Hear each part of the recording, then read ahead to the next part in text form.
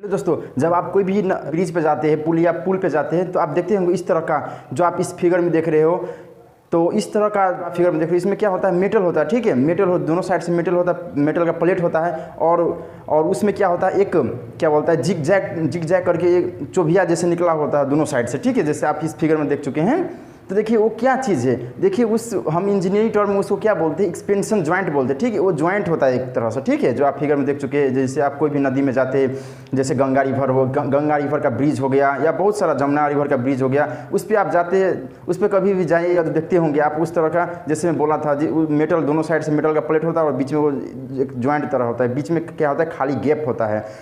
ठीक है, वो खाली सा गैप है। कई नदी में देखते हो खाली, ब्रिज में देखते हो खाली सा गैप होता है। कई में देखते हैं आप मेटल के देकर वो उस तरह का गैप प्रोवाइड करते हैं। ठीक है, तो वो गैप क्या है, उसे हम एक्सपेंशन ज्वाइंट बोलते हैं दोस्तों। ठीक है, वो एक्सपेंशन ज्वाइंट क्या है, उसका काम क्या है, उसको आप हम बताते हैं। देखिए, जैसे कंक्रीट होता है। ठीक है, आपको पता है कंक्रीट जैसे हम मसाला बोलते हैं, तो क्या होता है, हीट जब आती है, टेम्परेचर आती है। ठीक है, टेम्परेचर क्या होता है, वो पिघलती है, सिकुड़ती है। जब ठंडी आती है तो सिकुड़ती है। और जब टेम्परेचर आने की, जब घाम आती है, जब जैसे अप्रैल मई का महीना होता है, इस महीना में क्या होता है, ज़्यादा गर्मी होता है। और गर्मी के कारण से क्या होता है, अप्रैल मई में ज़्यादा गर्मी होता है, इस कारण क्या होता है, कंक्रीट हीट होता है, हीट की वजह से पिघलता है। तो क्या होता है, वो ज्वाइंट क्या करती है, क्रैक आने से बचाती है। मान लीजिए वो ज्वाइंट होगा तो क्या होगा, क्रैक इजीली से ट्रांसफर अगले स्लैब में, यानी कि जो ब्रिज का जो टुकड़ा होगा, वहाँ पे जो पुलिया का जो अलग ब्लॉक होगा, उसमें ट्रांसफर नहीं होगा।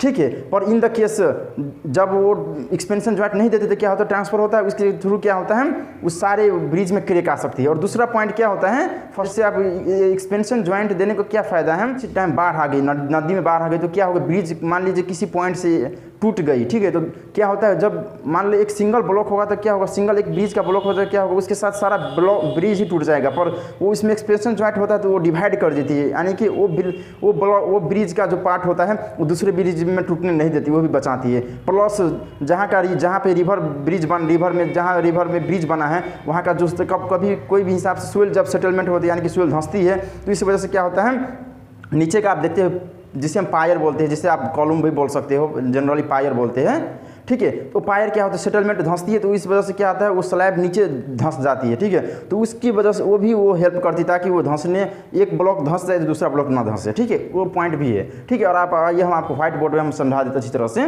देखिए, ब्रिज होगी, ठीक है, ये नदियाँ हैं, ठीक है, ये रिवर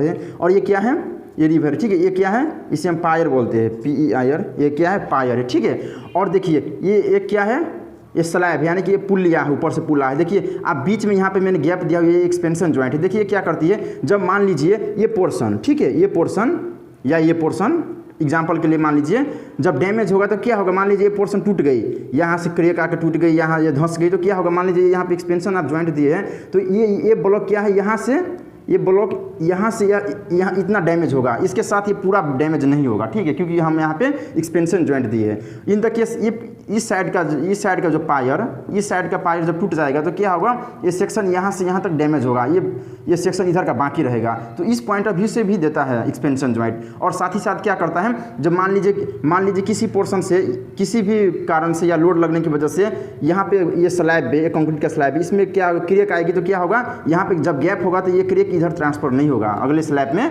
अगले पायर में क्या होगा, ट्रांसफर नहीं होगा। चीज़ है, समझ रहे हैं आप। ठीक है, तो इस तरह से एक्सपेंशन ज्वाइंट होता है। और मान लीजिए जब इस पर गाड़ी चलता है, ट्रेन चलता है, बस चलता है, तो वाइब्रेशन करता है। ठीक है, जब गाड़ी चलता है वाइब्रेशन करता है, तो वाइब्रेशन की वजह से भी इसमें क्रैक आती है, वो क्रैक को भी बचाती है। जब मान लीजिए क्रैक को ट्रांसफर होने नहीं देती, क्योंकि यहाँ पे एक्सपेंशन ज्वाइंट है ना, इसीलिए यहाँ बीच में गैप है, तो ये गैप थ्रू क्या होती है, वो ट्रांसफ़र नहीं कर पाती है। ठीक है, तो इसके वजह से क्या होता है, मान लीजिए जब यहाँ पे वाइब्रेशन की वजह से यहाँ पे टूट गई स्लैब टूट गई, तो इसमें ट्रांसफर नहीं होगा, ये इधर का पोर्शन बचा रहेगा। तो इस पॉइंट ऑफ व्यू से देते हैं। और साथ ही साथ रिपेयर एंड मेंटेनेंस करने में अच्छा हो। मान लीजिए ये ब्लॉक में कोई समस्या आ गई, प्रॉब्लम आ गई, ठीक है, तो इसमें क्या कर सकती है, इसको यहाँ से हटाकर दूसरा पायर देकर निर्माण कर कोफर डैम होता है, कोफर डैम जो स्ट्रक्चर कोफर डैम जिसे हम बोलते हैं, वो सेक्शन यहाँ पर रख के उसको पायर को डिज़ाइन कर देती है। और साथ ही साथ यहाँ पे रिपेयर एंड मेंटेन हो जाती है। तो इस पॉइंट अभी से यहाँ पे इसका यूज़ होता है। ठीक है, तो आई होप आपको समझ में आ गया। इसमें अभी कोई भी डाउट है तो आप मुझे कमेंट करके पूछिएगा। ऐसे ही वीडियो पाने के लिए हमारे चैनल को सब्सक्राइब करिए और वीडियो को लाइक करिए और दोस्तों के साथ शेयर कर दीजिएगा।